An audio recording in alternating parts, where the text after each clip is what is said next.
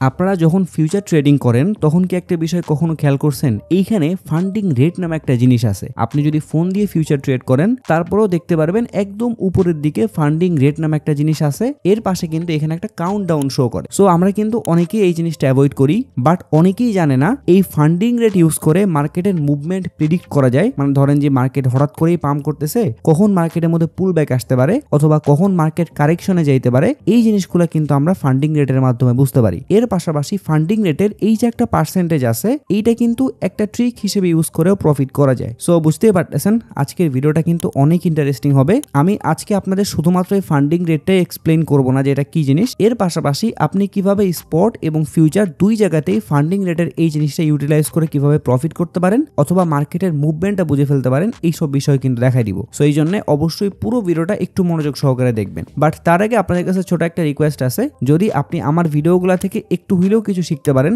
তাহলে একটু কষ্ট করে চ্যানেলটা সাবস্ক্রাইব করে আমাকে সাপোর্ট করবেন। এর পাশাপাশি ক্রিপ্টো মার্কেটের রেগুলার আপডেটগুলো পাইতে আপনি কিন্তু চাইলে আমার টেলিগ্রাম চ্যানেলের মধ্যে জয়েন হইতে পারেন, ভিডিও ডেসক্রিপশন বক্সে লিংক দেওয়া থাকবে।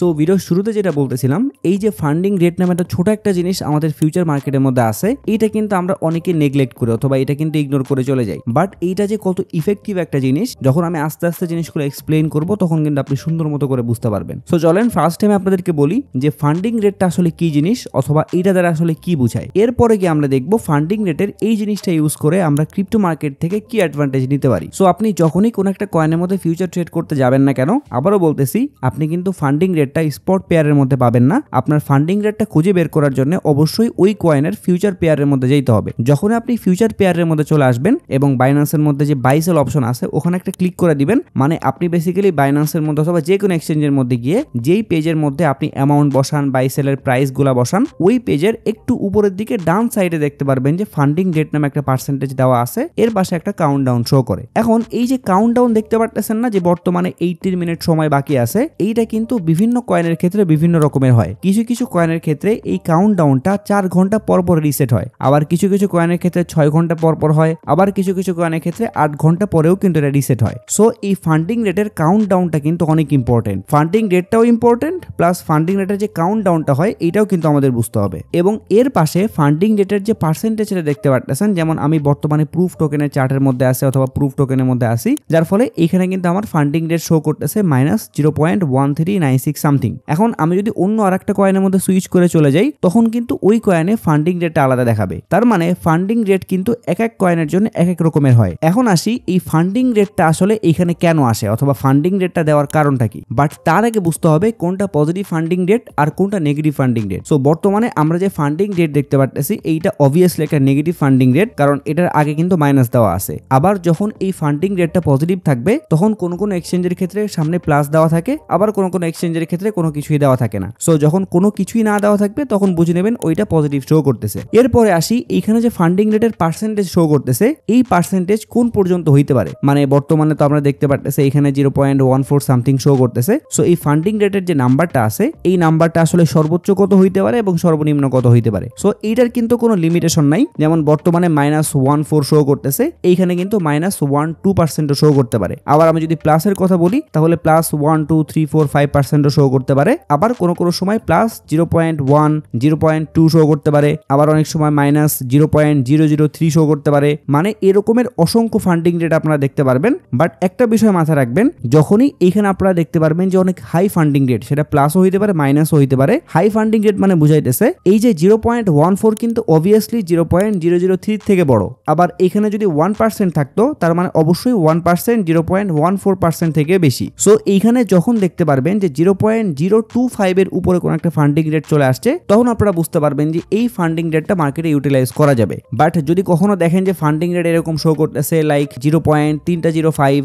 অথবা 0.301 এরকম যদি শো করে তাহলে ওইটা অবশ্যই ফান্ডিং রেট, বাট ওই ফান্ডিং রেটটা মার্কেটে ওই রকম ইফেক্ট ফালায় না। যেমন বর্তমানে কিন্তু এই টোকেনের ক্ষেত্রে অনেক বেশি, কারণ বর্তমানে কিন্তু 0.14 চলতেছে। সো যখন আপনি এই রকমের ফান্ডিং রেট দেখতে পারবেন তখন আপনি ওইটা টার্গেট করবেন এবং ওইটার উপরে বেসিস করে কিন্তু অ্যানালাইসিস গুলো স্টার্ট করে দিবেন। দিবেন। এখন আসি এই ফান্ডিং রেটটা আসলে কেন আসে, মানে আমরা স্পটের মধ্যে তো কোনো ফান্ডিং রেট দেখি না, তাহলে ফিউচারের মধ্যে কেন নিয়ে আসছে? সো এইখানে আপনারা যে প্রুফ টোকেন দেখতে পারতেছেন, আপনারা একটু কষ্ট করে এই টোকেনের প্রাইসটা একটু মনে রাখেন। এখন আমি যদি একদম সেম এই কয়েনের স্পট ট্রেডিং এর পেয়ারের মধ্যে চলে আসি, তাহলে দেখতে পারতেছেন এইখানে কিন্তু হিউজ একটা ডিফারেন্স আছে। সো এই যে একটা ডিফারেন্স দেখতে পারতেছেন না, যে স্পটের মধ্যে এক রকমের প্রাইস এবং ফিউচারের মধ্যে আরেক রকমের প্রাইস, এই দুইটা ডিফারেন্সের কারণেই কিন্তু আমরা ফান্ডিং রেটটা দেখতে পারি। মানে আপনি যে পেয়ারের মধ্যে দেখতে পারবেন যে ফান্ডিং রেট বেশি হয়ে গেছে, তখনই আপনি খেয়াল করবেন যে ওই পেয়ারের স্পটের মধ্যে এক রকমের প্রাইস শো করতেছে আর ফিউচারের মধ্যে আরেক রকমের প্রাইস শো করতেছে। এই দুইটা অ্যাডজাস্ট করার জন্যই কিন্তু ফান্ডিং রেটটা চলে আসে।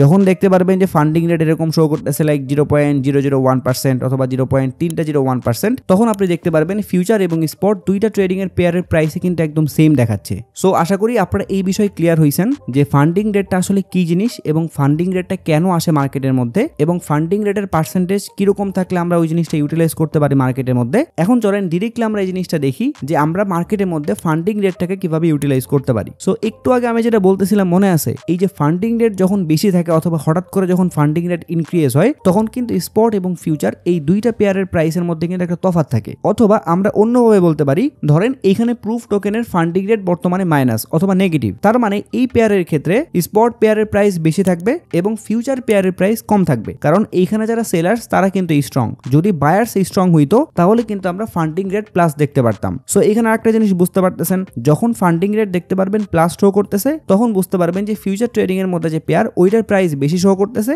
এবং স্পটের যে পেয়ার ওটার প্রাইস কম শো করতেছে। এখন আমরা এই কয়েনের ক্ষেত্রে যে দেখতে পারতেছে নেগেটিভ ফান্ডিং রেট শো করতেছে, তার মানে আমরা এই জিনিসটা কিভাবে ইউটিলাইজ করে দেখেন, ফান্ডিং রেট যখন মাইনাস থাকবে তখন বুঝতে পারবেন যে মার্কেটে প্রচুর পরিমাণে শর্ট পজিশন ওপেন হয়ে গেছে। আর আমরা নর্মালি জানি মার্কেটে যখনই বিগ অ্যামাউন্টের শর্ট পজিশন অথবা লং পজিশন ওপেন হয়ে যায়, তখন কিন্তু মার্কেট ওই পজিশনগুলো লিকুইড করার জন্য ওই লেভেলগুলোতে যায়। সো আপনি যখনই দেখতে পারবেন যে মার্কেটের মধ্যে মাইনাস অথবা প্লাস দিয়ে ফান্ডিং রেট অনেক হাই শো করতেছে 0.5% অথবা 1%, 2%, তখন আপনি বুঝতে পারবেন যে মার্কেট ওখান থেকে রিভার্স করতে পারে, অথবা যদি প্লাস শো করে তার মানে অনেক বেশি লং পজিশন হয়ে গেছে, এখন মার্কেট নিচের দিকে আসার চান্স আছে ওই পজিশনগুলো লিকুইডেট করার জন্য। আর যদি হচ্ছে মাইনাস থাকে তখন মার্কেট উপরের দিকে যাওয়ার চান্স থাকে ওই পজিশনগুলো লিকুইডেট করার জন্য। সো আশা করি এখন তো বুঝতে পারতেছেন যে এই ট্রিকটা কিভাবে কাজ করতে হবে। যখনই আপনি দেখতে পারবেন যে বর্তমানে প্লাস ফান্ডিং শো করতেছে, ধরেন যে প্লাস 1%, প্লাস 2%, তখন আপনি বুঝতে পারবেন যে মার্কেট অনেক বেশি পাম্প করে ফেলছে, এখান থেকে মার্কেট কারেকশনে যেতে পারে। সো যদি আপনি ফিউচার করেন তাহলে সেইখানে কিন্তু একটা শর্ট পজিশন ওপেন করে দিতে পারেন। আর যদি দেখেন যে মাইনাস ফান্ডিং রেট শো করতেছে, তাহলে বুঝতে পারবেন যে মার্কেট অনেক নিচে চলে আসছে অথবা অনেক মানুষ শর্ট পজিশন ওপেন করে ফেলছে, এখান থেকে মার্কেটের উপরের দিকে যাওয়ার চান্স আছে। সো ওই সময়টাতে আপনি কিন্তু চাইলে স্পটের মধ্যেও কয়েন বাই করে রাখতে পারেন অথবা ফিউচারের মধ্যেও কিন্তু চাইলে একটা পজিশন ওপেন করতে পারেন। বাট এই বিষয়টা কিন্তু মাথায় রাখতে হবে, ওই যে ফান্ডিং রেটের পার্সেন্টেজ যখনই দেখতে পারবেন 0.025% এর উপরে শো করতেছে, তখনই কিন্তু কেবল এই ফান্ডিং রেটে ইফেক্ট ফালায়, না হলে কিন্তু এই ফান্ডিং রেটের কোনো কাজ নেই। সো এই জন্য প্রতিটা কয়েনের ক্ষেত্রেই ধূপধাপ করে এই জিনিসগুলো ইউজ করা যাবে না। আগে দেখতে হবে যে ফান্ডিং রেটটা বেশি আছে না কম আছে, এরপরে গিয়ে প্লাস নাকি মাইনাস শো করতেছে এটা চেক করতে হবে, এন্ড দেন আপনি চিন্তা করবেন যে মার্কেট এখান থেকে উপরে যেতে পারে নাকি নিচে আসতে পারে। এখন আপনাদের মধ্যে আরেকটা জিনিস নিয়ে কিউরিয়াসিটি কাজ করতে পারে, সেটা হইতেছে ফান্ডিং রেটের পার্সেন্টেজ, এটা তো বুঝলাম, বাট এর পাশে যে কাউন্ট ডাউন শো করতেছে এইটার কারণটা আসলে কি? সো এইখানে যে কাউন্ট ডাউনটা শো করে প্রতি 4 ঘন্টা অথবা প্রতি 6 ঘন্টা পর পর যে রিসেট হয়ে যায়, এর ফলে কিন্তু ফিউচার ট্রেডিং থেকে একটা ফি কাটা হয় এবং এই ফিটা কিন্তু শুধুমাত্র ফিউচার ট্রেডিং এর মধ্যেই কাটে। আপনি যদি স্পটের মধ্যে যদি ট্রেড করেন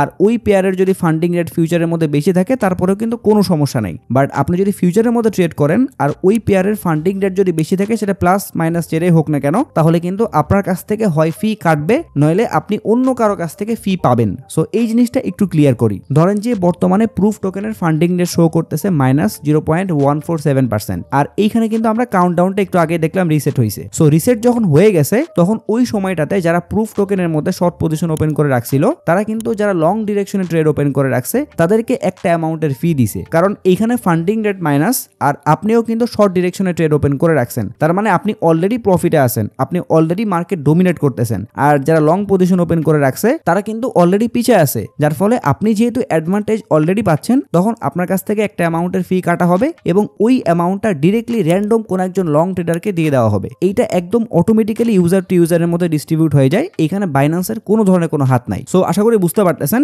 যখন ফান্ডিং রেট নেগেটিভ থাকবে তখন যদি আপনি শর্ট ডিরেকশনে ট্রেড ওপেন করে রাখেন তাহলে আপনার কাছ থেকে ফি কাটা হবে, আর যারা লং ডিরেকশনে ট্রেড ওপেন করে রাখছিল তারা কিন্তু ওই ফিটা পাবে। এখন আপনার মাথায় একটা কোশ্চেন ঘুরপাক খাচ্ছে না, এই যে ফান্ডিং রেটের ফলে আমরা যে ফি পায় অথবা আমাদের কাছ থেকে অন্য কেউ ফি পায়, এই ফিটা কি আমরা প্রফিট হিসাবে নিতে পারি কিনা? অবশ্যই পারেন। যেমন এখানে যদি আমি এই ট্রিকটার একদম লাইভ একটা এক্সাম্পল দেখে তাহলে বুঝতে পারবেন। এইখানে দেখতে পারতেছেন প্রুফ টোকেনটার যখনই এখানে ফান্ডিং রেটটা অ্যাডজাস্ট হইলো অথবা রিসেট হইলো, তখনই দেখতে পারতেছেন যে এই কয়েনের প্রাইস কি লেভেলে ডাউন দিচ্ছে। এই জিনিসটা কিন্তু আপনি প্রায় কয়েনের ক্ষেত্রে দেখতে পারবেন। যখনই ফান্ডিং রেট অ্যাডজাস্ট হয়ে যাবে, অর্থাৎ ওই যে আমরা দেখতেছিলাম না যে কিছুক্ষণ আগে 8 মিনিট সময় বাকি আছে অথবা 18 মিনিট সময় বাকি আছে, ওই সময় কিন্তু প্রাইস মোটামুটি এখানেই ছিল। বাট যখনই দেখতে পারলেন এই কাউন্টডাউনটা অ্যাডজাস্ট হয়ে গেছে, এরপর থেকে কিন্তু মার্কেট সেই লেভেলে ডাউন দিছে। সো আপনি যদি এখানে শর্ট ডিরেকশনে ট্রেড ওপেন করে রাখতেন, তাহলে কিন্তু আপনি দেখতে পারতেছেন জাস্ট কয়েক ক্যান্ডেলের মধ্যে প্রফিট বুক করে নিয়ে যেতে পারতেন। এবং এইটা one of the best trick এই ফান্ডিং রেটের। আপনি যদি এই ট্রিকটা ভালো করে ইউজ করতে পারেন অথবা ফান্ডিং রেটটা ভালো করে অবজার্ভ করে ওই কয়েনের মধ্যে লং অথবা শর্ট ডিরেকশনে ট্রেড ওপেন করে রাখতে পারেন, তাহলে কিন্তু খুব দ্রুত এখান থেকে প্রফিট নিয়ে আসা যায়। জাস্ট একটা বিষয় মাথায় রাখবেন,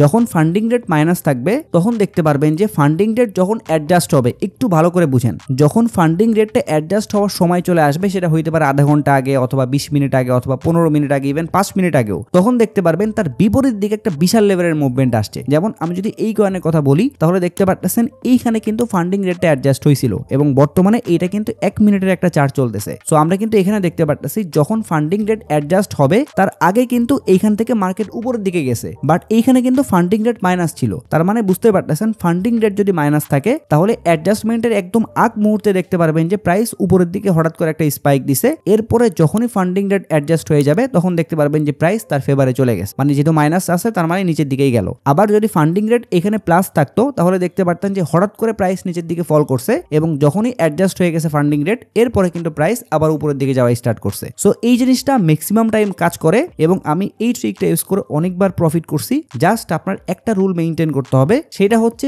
ফান্ডিং রেটটা অবশ্যই বেশি হইতে হবে। কারণ ফান্ডিং রেট যদি কম থাকে তাহলে কিন্তু এরকমের ইফেক্ট আসে না, যেমনটা এখানে কিন্তু দেখতে পারতেছেন একদম হঠাৎ করে কিন্তু বিশাল লেভেল একটা ডাউন দিয়ে দিছে। দ্বিতীয়ত, এই ফান্ডিং রেটটা যখনই অ্যাডজাস্ট হবে তার 1 ঘন্টার মধ্যেই কিন্তু মোটামুটি দেখতে পারবেন যে মুভমেন্ট স্টার্ট হয়ে গেছে। সো আপনি এমন একটা জায়গায় এন্ট্রি নিতে পারেন যেটা একদম পিক লেভেল, তাহলে দেখতে পারবেন ফান্ডিং রেটটা যখনই অ্যাডজাস্ট হয়েছে তখনই কিন্তু ট্রেড আপনার ফেভারে চলে যাবে। হ্যাঁ, আপনার কাছ থেকে অবশ্যই ফি কাটবে, কারণ আপনি যেহেতু এখানে শর্ট ডিরেকশনে ট্রেড ওপেন করবেন এবং এখানে যেহেতু ফান্ডিং রেটও মাইনাস আছে, বাট এই ফি কাটার অ্যামাউন্টটা কিন্তু খুবই কম। সো চলেন এইটারও হিসাব দেখাই দিই যে ফি আসলে আপনাদের কাছ থেকে কতটুকু কাটতে পারে। ধরেন আপনি ফিউচারের মধ্যে $1000 দিয়ে ট্রেড ওপেন করলেন। 1000 মানে কিন্তু লেভারেজ ছাড়া 1000 না, মানে আপনি লেভারেজ নিয়েছেন 10x এবং আপনার ফান্ডে ছিল $100। সো আপনার টোটাল পজিশন সাইজ কিন্তু $1000 হয়ে গেল। এখন এইখানে আপনি যে পার্সেন্টেজটা দেখতে পারবেন, আপনার ওই 1000 অথবা আপনার যে পজিশনে হোক না কেন, ওই পজিশনের সাথে এই পার্সেন্টেজটা গুণ করে দিবেন। তাহলে আপনি যে অ্যামাউন্টটা পাবেন অথবা যে নাম্বারটা পাবেন, আপনার কাছ থেকে ওই নাম্বারটা হয় ফি হিসেবে কাটা হবে, আর নাইলে আপনি ওই অ্যামাউন্টটা অন্য কারো কাছ থেকে পাবেন। সো আশা করি ফান্ডিং রেটের যে ফি আছে এটা সম্পর্কে আপনার আইডিয়া পাইছেন। সো আমি যদি এক্সাম্পল হিসেবে বলি, আপনি যদি এখানে একটা শর্ট ডিরেকশনে ট্রেড ওপেন করে রাখতেন, তাহলে এইখানে ফান্ডিং রেট যখন অ্যাডজাস্ট হয়েছে তখন আপনার কাছ থেকে পজিশন ওয়াইজ একটা ফি কাটলেও এইখান থেকে আপনি যে লেভেলের একটা মুভমেন্ট পাইছেন, এইটা দিয়ে কিন্তু আপনার ফিটি সহ প্রফিট একদম রিকভার হয়ে যেত। আরেকটা বিষয় এখানে উল্লেখ করে দিই, আমাদের কাছ থেকে যখন ফান্ডিং রেটের ফি কাটা হয় অথবা আমরা যদি কারো কাছ থেকে ফান্ডিং রেটের ফিটা পাই, তাহলে এই ফিটা আসলে আমরা কখন পাবো? এটা হচ্ছে ফান্ডিং রেট যখন অ্যাডজাস্ট হয়ে যাবে। আবারও বলি, ফান্ডিং রেট যখন অ্যাডজাস্ট হয়ে 4 ঘন্টা শো করবে, মানে একটু আগে আমরা যখন দেখতেছিলাম না যে 18 মিনিট বাকি আছে অথবা 10 মিনিট সময় বাকি আছে, সো আপনি যদি ওই সময় এসে ট্রেড ওপেন করেন, মানে ফান্ডিং রেট অ্যাডজাস্ট হওয়ার 1 সেকেন্ড আগেও যদি আপনি ট্রেড ওপেন করেন, তাহলেই কিন্তু আপনি এখান থেকে ফান্ডিং রেটের যে ফি আছে ওটা পাবেন, নাইলে আপনার কাছ থেকে ফিটা কাটা হবে। বাট একবার যদি অ্যাডজাস্ট হয়ে যায়, এরপরে যদি আপনি ট্রেড করেন এবং ওই ফান্ডিং রেটের কাউন্টডাউন অ্যাডজাস্ট হওয়ার আগ পর্যন্ত আপনি যতবারই বাই সেল করেন না কেন, আপনার কাছ থেকে ফান্ডিং রেটের কোনো ধরনের কোনো ফি কাটা হবে না। সো এইটার একটা মিস কনসেপ্ট আপনাদের মধ্যে থাকতে পারে যে ফান্ডিং রেট যদি 6 ঘন্টা ধরে চলে, তাহলে আমি 6 ঘন্টার মধ্যে যতবারই ট্রেড করব ততবারই আমার কাছ থেকে ফি কাটা হবে কিনা। সো আশা করি এটাও বুঝতে পারছেন। সো জিনিসগুলো একটু কমপ্লিকেটেড, বাট একবার যদি আপনি বুঝে ফেলেন, তাহলে এই জিনিসটা যে কত ইফেক্টিভ ওয়েতে ইউজ করা যায়, তখন কিন্তু আপনি মজাটা বুঝতে পারবেন। এখন অনেকে আপনারা কোশ্চেন করতে পারেন যে ভাই, ফান্ডিং রেট কোন কয়েনের বেশি আছে, কোন কয়েনের কম আছে, এটা আসলে কিভাবে বুঝবো? সো এইটার সব থেকে বেস্ট ওয়ে হইতেছে আপনি কয়েন গ্লাস এই প্ল্যাটফর্মের মধ্যে চলে আসবেন এবং এইখানে আসার পরে দেখতে পারবেন এখানে ডিরেক্টলি ফান্ডিং রেট নামে একটা অপশন দেওয়া আছে। জাস্ট এখানে একটা ক্লিক করে দিবেন, তাহলে এই দুইটা সেকশনে কিন্তু দেখতে পারতেছেন বর্তমানে হাইয়েস্ট ফান্ডিং রেট এবং লোয়েস্ট ফান্ডিং রেট। যেমন এইখানে দেখতে পারতেছেন বাইবিট এক্সচেঞ্জের মধ্যে ডাক ইউএসডিটি যে পেয়ারটা আছে, ওখানে ফান্ডিং রেট হইতেছে +2.8%, এটা কিন্তু হিউজ। আবার এইখানে দেখতে পারতেছেন বাইবিট এক্সচেঞ্জের মধ্যে API 3 USDT যে পেয়ারটা আছে, সেইখানে কিন্তু আবার ফান্ডিং রেট -4.86%, এইটাও কিন্তু বিশাল অ্যামাউন্টের ফান্ডিং রেট। সো আপনি কিন্তু একদম ইজিলি এইভাবে ফান্ডিং রেটগুলো ট্র্যাক করতে পারেন। বাট এখানে একটা টিপস দিয়ে রাখি, সেটা হচ্ছে এইখানে যে কয়েনগুলোর ফান্ডিং রেট শো করে, এই ফান্ডিং রেটের উপরে উপরেই যে সবসময় মুভমেন্ট করবে এমন কিন্তু না। সো এই জন্য আপনি যদি ফান্ডিং রেটের এই ট্রিকটা অ্যাপ্লাই করেন ফিউচার ট্রেডিং এর ক্ষেত্রে, তাহলে আপনি আগে কয়েকবার অবজার্ভ করে নেবেন। মানে ধরেন যে প্রথম যখন অ্যাডজাস্ট হবে ফান্ডিং রেটটা, তখন আপনি খেয়াল করে দেখবেন যে ফান্ডিং রেটটা অ্যাডজাস্ট হওয়ার পরে আদৌ কি আপনি প্রফিটে যাচ্ছেন কিনা। যদি দেখেন যে না ফান্ডিং রেট বর্তমানে মাইনাস শো করতেছে এবং আমি যদি অ্যাডজাস্টমেন্টের আগে শর্ট ডিরেকশন এটি ওপেন করে রাখতাম, তাহলে অ্যাডজাস্টমেন্টের পরপরই মার্কেট নিচের দিকে মুভ দিলে আমি প্রফিট বুক করতে পারতাম, তাহলে গিয়ে কিন্তু আপনি ওই পেয়ারটা ফলো আপ করতে পারেন। বাট ভুলেও ধুপ করে কোনো একটা কয়েনের মধ্যে ট্রিক অ্যাপ্লাই করা যাবে না, তাহলে গিয়ে কিন্তু আপনি আবার বিপদেও পড়তে পারেন। ওই জন্য আপনি আগে অবজার্ভ করে নেবেন। ধরেন যে আপনি 4 ঘন্টা করে 2-3 বার ওয়েট করে দেখলেন যে আসলেই জিনিসটা কাজ করতেছে কিনা। যদি কাজ করে ফেলে তখন কি আপনি নেক্সট 4 অথবা 6 ঘন্টা পরে যখন অ্যাডজাস্ট হবে তখন কিন্তু এই ট্রিকটা অ্যাপ্লাই করতে পারেন। এখন আসি এই ফান্ডিং রেট ইউজ করে আমরা মার্কেটের থেকে আর কি কি ইনফরমেশন পাইতে পারি। সো প্রথম দুটো তো আপনারা বুঝতে পারতেছেন, যখন ফান্ডিং রেট মাইনাস থাকবে তখন বুঝতে পারবেন যে মার্কেট অলরেডি অনেক নিচে চলে আসছে, এখন এখান থেকে রিভার্স করার চান্স আছে। অথবা বলতে পারেন যারা শর্ট ডিরেকশনে ট্রেড করতেছে তারা এখানে অনেক বেশি স্ট্রং। অপরদিকে ফান্ডিং রেট যখন পজিটিভ শো করবে তখন তো বুঝতে পারতেছেন যারা বায়ার্স আছে ওরা কিন্তু অনেক স্ট্রং। সো ওই বায়ার্সদেরকে লিকুইড করার জন্য মার্কেট এখান থেকে রিভার্স করতে পারে। এরপরে আরেকটা বিষয় হচ্ছে, ধরেন যে বর্তমানে বিটকয়েনের প্রাইস $1,15,000 আশেপাশে আছে। সো হঠাৎ করে খেয়াল করলেন বিটকয়েনের যে ফিউচার ট্রেডিং এর পেয়ার আছে সেইখানে ফান্ডিং রেট সাডেনলি উপরে যাওয়া স্টার্ট করছে, বাট প্রাইসটা কিন্তু আগের জায়গায় আছে। সো তখন আপনি বুঝতে পারবেন যে খুব দ্রুতই হয়তো বা মার্কেট উপরের দিকে যাওয়া স্টার্ট করবে, কারণ ফান্ডিং রেট উপরে যাওয়া মানেই কিন্তু আমরা জানি যারা বায়ার্স আছে ওরা মার্কেটটাকে পুরোপুরি ডমিনেট করতেছে। আবার যদি খেয়াল করেন যে ফান্ডিং রেট নিচের দিকে নামতেছে হঠাৎ করে অনেক বেশি, বাট প্রাইসটা এক জায়গার মধ্যে আছে, তখন আপনি বুঝতে পারবেন যে হঠাৎ করে মার্কেটের নিচের দিকে একটা ক্যান্ডেল আসতে পারে। তার মানে এইটা আশা করি আপনারা বুঝতে পারতেছেন ফান্ডিং রেটের যে পার্সেন্টেজটা আছে এটা কিন্তু সব সময় সেম থাকবে না, এটা কিন্তু এক একটা সময় এক এক রকমের হইতে পারে। সো এই জন্য ট্রিকটা অ্যাপ্লাই করার আগে অথবা এই জিনিসটা ইউটিলাইজ করার আগে সব সময় ফান্ডিং রেট কত আছে, আগের থেকে কমছে নাকি বাড়ছে, এবং বর্তমানে কাউন্টডাউন সময় কত শো করতেছে, এই জিনিসগুলো কিন্তু মাস্ট খেয়াল রাখা লাগবে। সো এটাই ছিল আজকের ভিডিও। আশা করতেছি এই ভিডিওর মাধ্যমে আপনাদের সাথে আমি ফান্ডিং রেট নিয়ে অনেকগুলো নতুন ইনফরমেশন শেয়ার করতে পারছি। ইনফরমেশনগুলো যদি আপনাদের কাছে একটু হলেও হেল্পফুল মনে হয় তাহলে একটাই রিকোয়েস্ট থাকবে, যদি আপনি আমার চ্যানেলের ভিডিওগুলো রেগুলার দেখেন বাট এখনো চ্যানেলটা সাবস্ক্রাইব না করেন তাহলে একটু কষ্ট করে চ্যানেলটা সাবস্ক্রাইব করে আমাকে সাপোর্ট করবেন। এর পাশাপাশি আপনি ক্রিপ্টো মার্কেটের আপডেটগুলো মিস করতে না চাইলে আমার টেলিগ্রাম চ্যানেলের মধ্যে জয়েন হয়ে থাকতে পারেন, ভিডিও ডেসক্রিপশন বক্সে লিংক দেওয়া থাকবে। ভিডিও নিয়ে যদি কোনো প্রশ্ন থাকে অথবা আপনারা যদি এই টাইপের আরো ভিডিও চান তাহলে অবশ্যই কমেন্ট বক্সে জানাবেন, কারণ ফান্ডিং রেট নিয়ে কিন্তু আরো অনেক ট্রিক্স আছে। যদি আপনাদের ভালো রেসপন্স আসে তাহলে ইনশাআল্লাহ আমি ফান্ডিং রেট নিয়ে আরো ভিডিও বানাই দিব, এবং ভিডিওটা যদি ভালো লাগে তাহলে অবশ্যই ভিডিওটা লাইক করে দিবেন, যদি চান ভিডিওটা শেয়ার করতে পারেন। সো সবাই ভালো থাকবেন, আসসালামু আলাইকুম।